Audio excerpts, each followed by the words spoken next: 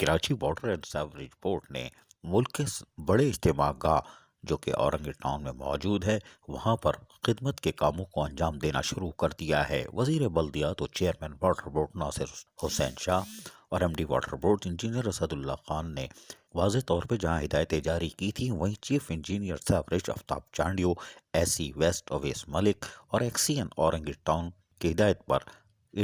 محمد یونس جاوید اقبال نے اجتماع گاہ کا وزٹ کیا اور اجتماع شروع ہونے سے پہلے واٹر اینڈ سیوریج بورڈ کے مسائل کو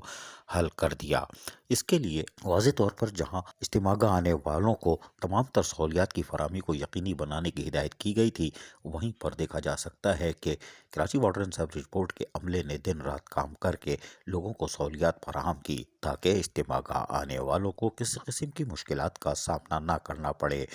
جہاں خلق خدا کی خوشحالی، پاکستان کی خوشحالی اور اسلام کی سربلندیوں کے لیے مسلمانوں کا ایک بڑا اجتماع ہوتا ہے، اور یقیناً Karachi water and sewerage board نے بھی اپنی تمام تر ذمہ داریاں پوری کی ہیں جس کو کسی طرح بھی نظر انداز نہیں کیا جا سکتا۔ یہ یقیناً Karachi water and sewerage board کا ایک قابل قدر کارنامہ قرار دیا جا سکتا ہے۔ عزیز عارف، KBS بلدیاتی نیوز، کراچی۔